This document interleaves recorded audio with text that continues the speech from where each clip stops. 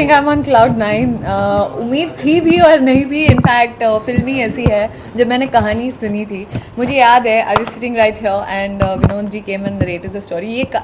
ये उनको भी याद है क्योंकि वो कह रहे थे कि तुम मेरी ऑडियंस थी उस दिन, क्योंकि मैं खुद डरा हुआ था जब मैंने कहानी लिखी थी और मैं थोड़े से I was a little puzzled. The first thing he said is that I saw your reaction and I said this one is going to be at least मैं बनाऊंगा, अच्छे से ही बनाऊंगा इसको, because when he was narrating मैं हंस के पागल हो गई थी. Of course a lot of hard work has gone into this particular character of Maya. माया एक ऐसा किरदार है जो एक बहुत ही स्ट्रॉन्ग वुमन है जो गांव एक छोटे से शहर में है, प्रधान की बीवी है. और बिकॉज वो एक ऐसे समाज में रहती है जहाँ पर she can not take a rebellious step, but still एक भारतीय नारी है, बहुत ही एक पावरफुल लेडी है.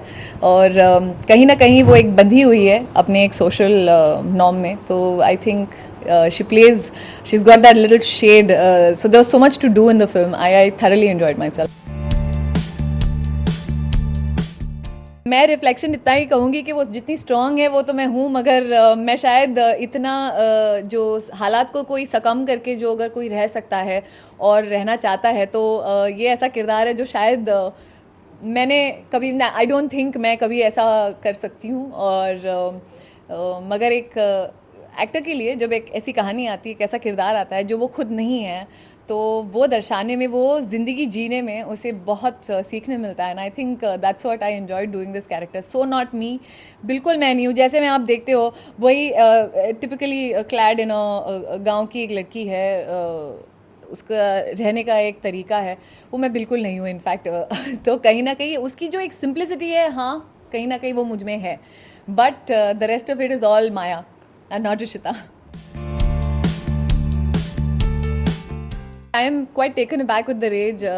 काफ़ी यूट्यूब पे I think 52,000 likes in just an hour and a half, and views had come on, and the way it's catching up on all the social media, I think it's amazing.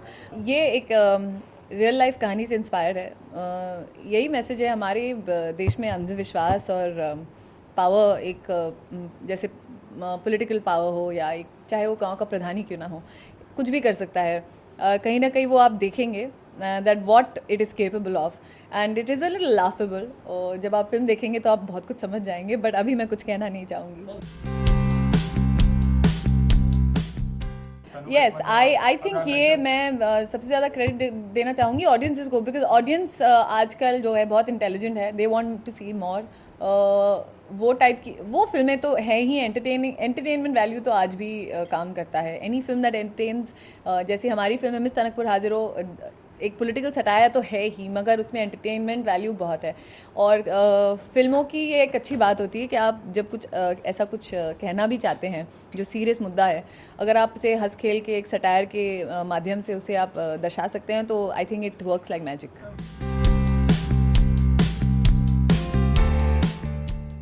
For more news and gossips, don't forget to subscribe to Bollywood Helpline.